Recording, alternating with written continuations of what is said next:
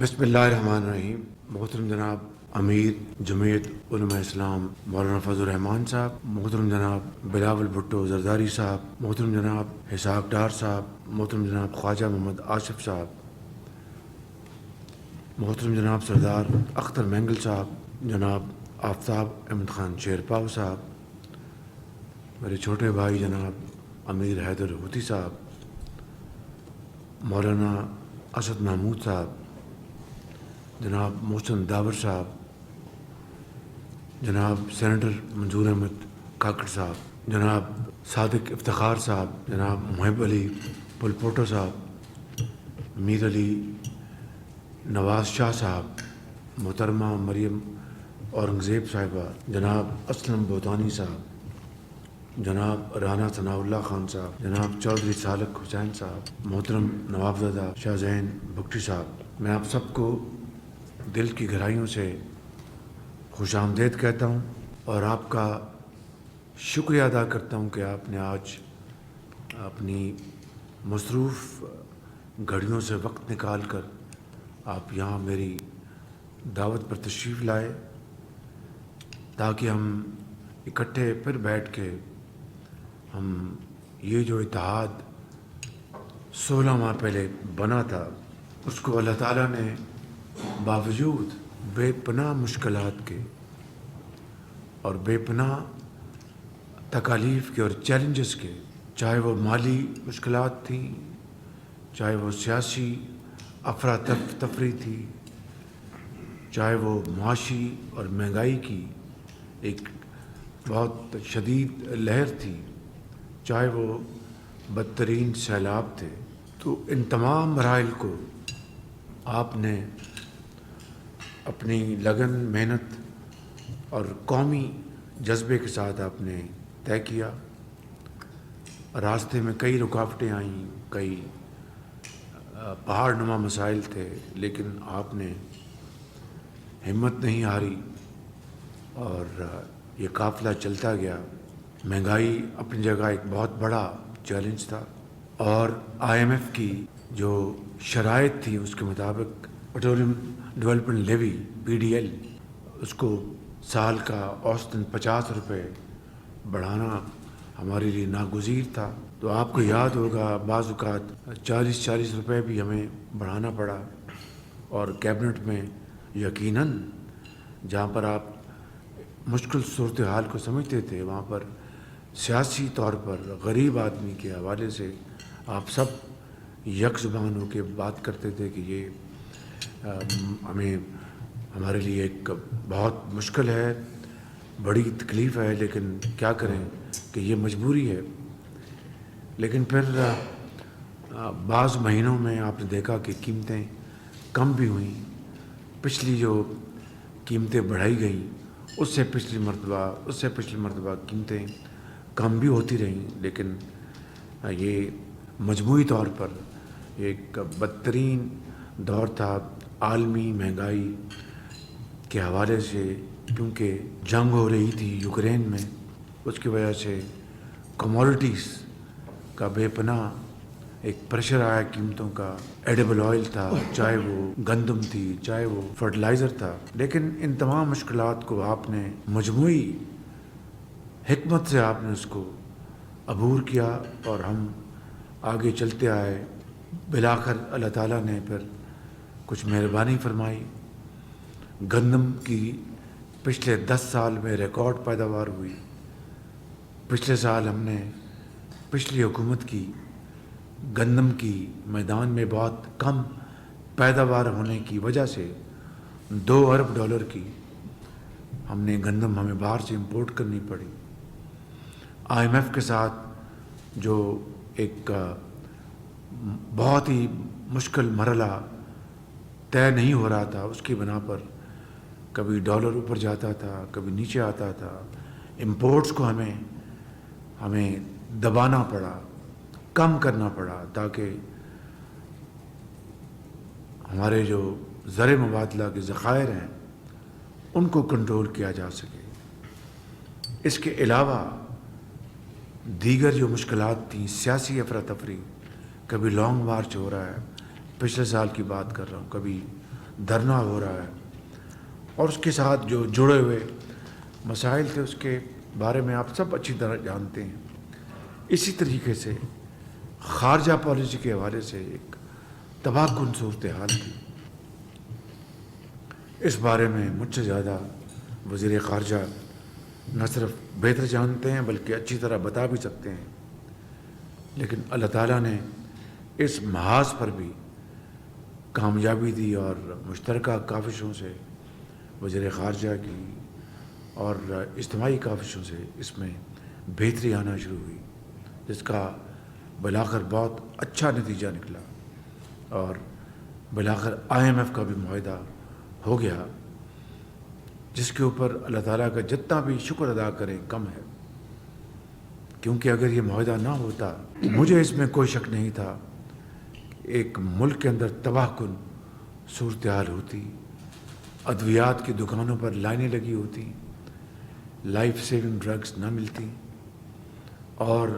بچوں کے لیے خشک دودھ اس کے اوپر لائنیں لگی ہوتی۔ غرض یہ کہ ایک ہر طرف ایک بہت برا ایک تصویر نامہ ہوتا،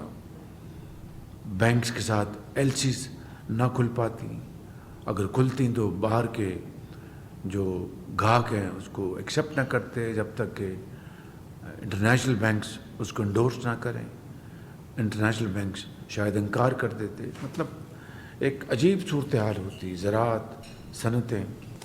بے روزگاری۔ تو اللہ نے بڑا کرم کیا، بالآخر اجتماعی کاوشوں سے IMF کا معاہدہ بھی سائن ہو گیا اور اللہ نے بڑا کرم کیا۔ پھر 9 مئی کا واقعہ آیا اور اس دلخراش واقعے نے ایک نئی ملک کے اندر افراتفری اور بے یقینی کی ایک بہت خطرناک صورتحال پیدا کر دی۔ گو کہ یہ ایک بڑا المناک واقعہ تھا، لیکن خیر کا پہلو ہی نکلا کہ مکروہ چہرے سامنے آ گئے اور پوری قوم نے ان چہروں کو پہچان لیا۔ تو اس طرح میں سمجھتا ہوں کہ ہم بہت یعنی لمبا سفر کر کے، جس میں پہاڑ نما مشکلات تھیں، خاردار راستے تھے، لیکن خدا نے بڑا کرم کیا اور کچھ بہتری آئی۔ میں یہ تو نہیں کہتا کہ بہت بہتری یہ آئی کہ ڈیفالٹ سے ملک نکل گیا اور دوست نما دشمن بد دعائیں کر رہے تھے کہ ڈیفالٹ ہو جائے، تاکہ پاکستان بالکل تباہی کے دہانے پہنچ جائے، جس کے لیے تانے بانے ان کی حکومت تک جاتے ہیں۔ اسی طرح امریکہ کا سائفر کا جو معاملہ تھا وہ ایک انتہائی خطرناک، ایک انتہائی شرمناک ایک پاکستان کے خلاف سازش تھی، اور اس کے جال تانے بانے یہیں بنے گئے۔ وہ ساری حقیقت آپ کے سامنے ہے۔ کل پھر کسی ویب سائٹ پہ وہ سائفر چھپ گیا، تو میں نے ایک انٹرویو میں کہا کہ اگر سائفر گم ہو گیا تھا تو یہ چھپا کیسے؟ اور الحاظ القیاس اس کی کئی اور جہتیں ہیں۔ جو نیشنل سیکورٹی کمیٹی کی میٹنگز ہوئی میری صدارت میں، اور وہاں پر جب یہ پچھلے سال کی بات ہے، وہاں پر جب موجودہ سیکرٹری خارجہ جو اس وقت امریکہ میں سفیر تھے، انہوں نے علل اعلان وہاں پر کہا کہ میں نے وہی کچھ سائفر میں لکھا ہے جو میری گفتگو ہوئی ڈونلڈ لو سے، اور میں نے اپنا اندازہ بتایا۔ کچھ انہوں نے جو سفارتی آداب ہیں اس کو انہوں نے ضرور ٹریس پاس کیا، جس کے لیے باقاعدہ ان کو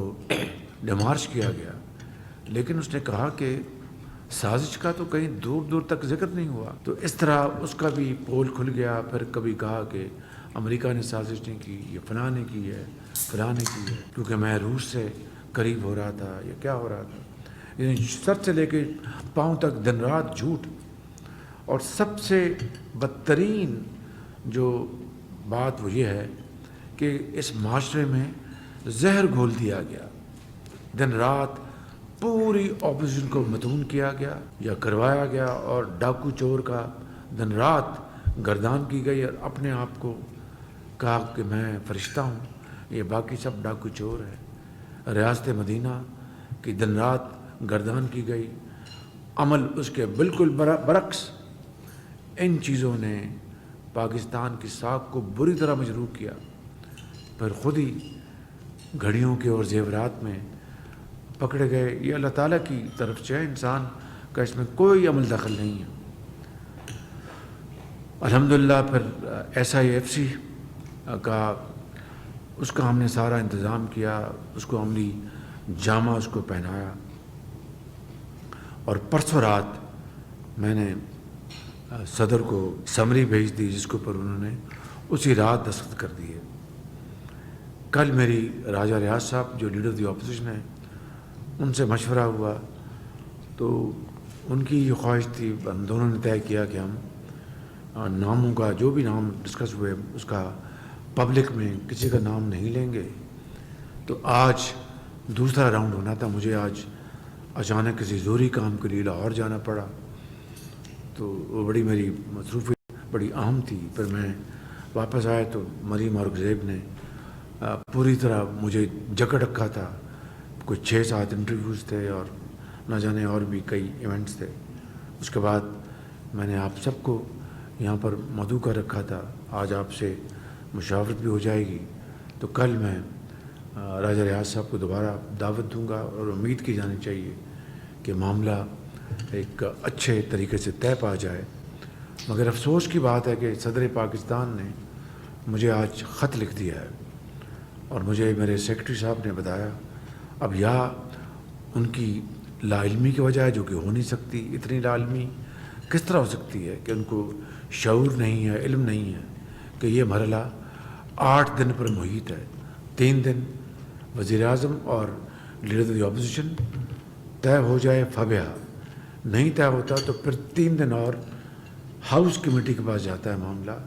پھر وہاں مشاورت ہوتی ہے، وہاں طے ہو جائے تو فبیہ، وہاں نہیں طے ہوتا تو پھر چیف الیکشن کمشنر ان کے پاس میں 2 دن لگتے۔ یہ پورا 8 دن کا یہ ایک پورا ایک سرکل ہے۔ تو انہوں نے مجھے خط میں لکھا کہ آپ کل رات 12 بجے تک مجھے نام بھجوا دیں۔ تو میں نے اپنے سیکرٹری کو کہا کہ ان کو کہیں کہ میں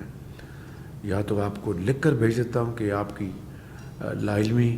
کا مجھے بہت افسوس ہوا، یا پھر آپ نے کسی اور وجہ سے خط لکھا ہے۔ تو ان کے سیکرٹری نے ابھی میرے سیکرٹری کو کہا کہ میں معذرت خواہ ہوں، یہ خط نہیں آنا چاہیے تھا۔ بہرکیف یہ ایک ابھی چند گھنٹے کی یہ واردات ہے، تو انشاءاللہ اس کو ہم طے کر لیں گے۔ میں آخر میں آپ سب کا فرداً جو تمام بلاول بھٹو صاحب سے لے کر اس طرف میز پر بیٹھے ہیں، اور مولانا فضل الرحمان صاحب سے لے کر اس طرف میز پہ اور سامنے جو بیٹھے ہیں، اور جو یہاں پر آج تشریف نہیں لا سکے، سب کا میں دل کی گہرائیوں سے شکریہ ادا کرتا ہوں کہ آپ نے اس مشکل ترین پاکستان کی تاریخ کے حصے میں آپ نے جس طرح میری رہنمائی کی، مدد کی، اور ان تمام مراحل کو آپ نے انتہائی تحمل، برداشت اور بھائی چارے سے گزارا۔ میں یہ میرے لیے یہ حسین یادیں زندگی بھر میرے لیے ایک نہ صرف رہنمائی کا کام دیں گی بلکہ ایک بہت بڑا تجربہ بھی ہے۔ میں ان الفاظ کے ساتھ آپ کا شکریہ ادا کرتے ہوئے یہ عرض کروں گا کہ ابھی منزل ہنوز ابھی دور ہے، اس کے لیے یہ تو مرحلہ گزر گیا، اب آگے الیکشن کا مرحلہ آنا ہے، اس سے پہلے کیٹیگری گورنمنٹ نے آنا ہے۔ تو میں اپنے تائیں میں بلا خوف تردید یہ کہنا چاہتا ہوں کہ ہم اتحادی پارٹیوں نے بے شک ہمارے اپنے اپنے مینیفیسٹوز ہیں، اپنے اپنے منشور ہیں، اپنی اپنی کیمپین کرنی ہے، لیکن جس مقصد کے لیے ہم اکٹھے ہوئے اور جس مقصد کو حصول کے لیے ہم نے اپنا جو سیاسی جو اثاثہ ہے اس کو بے پناہ خرچہ ہے کو سپینڈ کیا ہے، وہ ایک مقصد کے لیے تھا کہ طے کیا تھا کہ ریاست کو بچانا ہے، سیاست اگر قربان ہوتی ہے تو ہو جائے۔ ایگزیکٹلی یہی ہوا ہے۔ ریاست بچ گئی اور ریاست کے عوام بچ گئے، لیکن سیاست یقیناً ہماری قربان ہوئی ہے۔ مجھے تو کم سے کم اس کا کوئی دکھ نہیں ہے، لیکن یہ منزل، یہ سفر تبھی پائے تکمیل تک پہنچے گا کہ اگلے مراحل جو ہیں ہم اس کے لیے بھی مل بیٹھیں، اس کے لیے مشاورت کریں کہ الیکشن کس طرح لڑنا ہے، کیا سیٹ ایڈجسٹمنٹ ہم کریں گے۔ میں ذاتی طور پر اس کے بالکل حق میں ہوں کہ ہمیں کھلے دل کے ساتھ اس کے اوپر ہمیں طے کرنا چاہیے، کیونکہ جس مخالف کو ہم نے دیکھا ہے وہ تو پاکستان کو توڑ دینا اس کے لیے ایک کھلونے کے مترادف ہے۔ مجھے بڑی تکلیف اور مایوسی ہوتی جب میں یہ سوچتا ہوں اور منہ پہ یہ الفاظ آتے ہیں۔ بڑے بڑے وزیر اعظم آئے، بڑے بڑے لیڈر آئے جنہوں نے بڑی بڑی مشکلات برداشت کی، شہید ہوئے، جلا وطن ہوئے، لیکن کبھی انہوں نے پاکستان اپنی مادر وطن کے خلاف کچھ کرنا تو دور کی بات ہے، سوچا بھی نہیں۔ چاہے وہ سندھی سیاستدان تھے، چاہے وہ بلوچ سیاستدان تھے، چاہے وہ پنجابی کے پی کے یا دوسرے علاقوں کے۔ یہ پہلا موقع ہے کہ ایک سابق وزیر اعظم اس نے کہا کہ میں ہوں تو سب کچھ، میں نہیں تو کچھ بھی نہیں، اور یہی سوچ اس کو بالآخر 9 مئی پہ اوپر لے کے آئی۔ اس کے اور جتھے نے ریاست کے خلاف بغاوت کی، پاکستان کے خلاف بغاوت کی، فوج کے خلاف بغاوت کی اور سپہ سالار کے خلاف بغاوت کی۔ یہ کوئی معمولی بات نہیں ہے، یہ تو ایک یعنی خطرناک ترین یہ ایک مہم جو ہوئی، جس کو اللہ تعالیٰ نے اپنے کرم سے بچایا، کیونکہ پاکستان کی بہت بڑی اکثریت نے 9 تاریخ میں ان واقعات کا ساتھ نہیں دیا۔ میں آپ سب کا بہت شکر گزار ہوں، آپ سب نے میری بڑی معاونت کی۔ اللہ تعالیٰ آپ کو ہمیشہ آباد رکھے، آپ کا بہت شکریہ۔ وزیر اعظم محمد شہباز شریف کا اتحادی جماعتوں کے سربراہان کے اعزاز میں عشائیے سے خطاب۔ وزیر اعظم کا کہنا تھا کہ ہمارا یہ اتحاد 16 ماہ پہلے بنا تھا، بے پناہ مشکلات اور چیلنجز کے باوجود یہ اتحاد برقرار رہا۔ وزیر اعظم کا کہنا تھا کہ گندم کی 10 سال میں ریکارڈ پیداوار ہوئی۔ عالمی کساد بازاری کے دور میں 16 ماہ کے دوران پاکستانی عوام کی مشکلات میں کمی کی ہر ممکن کوشش کی۔ وزیر اعظم کا کہنا تھا کہ ہمارا مقصد ریاست کو بچانا ہے، سیاست اگر قربان ہوتی ہے تو اس کی کوئی پرواہ نہیں۔ ناظرین، یہ تھی پی ٹی وی کی تازہ ترین، دیکھتے رہیے پی ٹی وی نیوز۔